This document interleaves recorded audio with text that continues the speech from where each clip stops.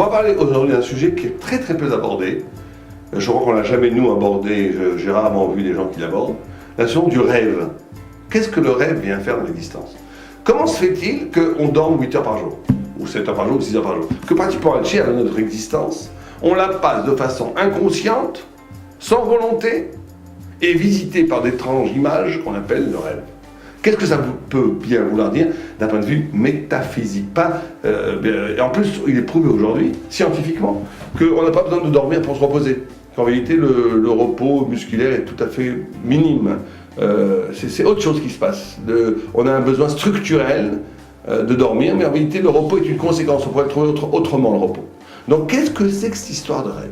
Alors, le Maharal de Prague, entre autres, nous dit une chose extraordinaire. Il nous dit que le rêve, c'est essentiel aux Juifs.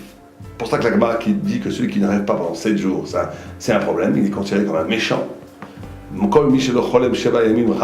C'est un méchant. Dieu nous préserve. Et donc le rêve, c'est en réalité, et personne ne fait, très peu de gens font ça alors que c'est essentiel. Le rêve nous ouvre à une activité cérébrale, à une activité intellectuelle qui ne dépend pas de notre volonté et de notre ego.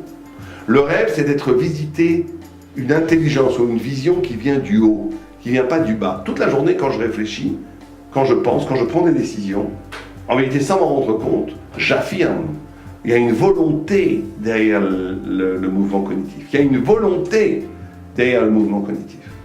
Or, le rêve, c'est pour ça que la Gemara dit que le rêve, c'est un 60e de la prophétie. Parce que le prophète était investi, était envahi, était visité par des visions qui ne dépendaient pas de lui, mais qui venaient du haut. Et ça, c'est une forme d'intelligence, qui est une forme de captiver une vérité qui ne dépend pas de moi, qui ne passe pas par le filtre de mon ego et de moi-même. Et donc, c'est de s'ouvrir à un univers intellectuel et spirituel qui est pure révélation. Et donc, c'est très important de rêver. Parce qu'en rêvant, je développe en moi le pouvoir du Roi HaKodesh. Je développe en moi le pouvoir prophétique, même si aujourd'hui il est pratiquement éteint. On voit que les grands rabbinim, ils disent des choses et ça se réalise, ils prévoient des choses et des histoires extraordinaires. Et donc cette chose-là, elle vient de où? Elle vient du fait que quand on doit être éveillé à c'est le cas de le dire, on doit être éveillé à ses propres rêves. Ça veut dire que les rêves, après quand je me réveille, je me souviens de mes rêves, je dois essayer de méditer sur moi-même, et essayer de développer en moi cette faculté de comprendre quelque chose qui ne passe pas par la volonté, par l'ego, par la conscience, mais qui passe par l'accueil de l'altérité, l'accueil d'une dimension du sacré et du savoir qui ne dépend pas de moi. Et c'est ça qui va donner une ouverture poétique, spirituelle, large à la pensée humaine.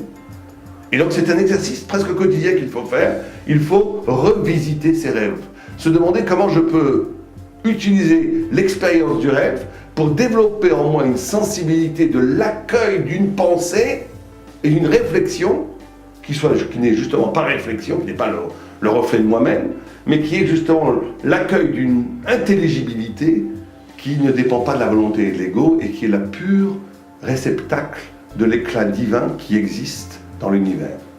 Alavai Aleinu.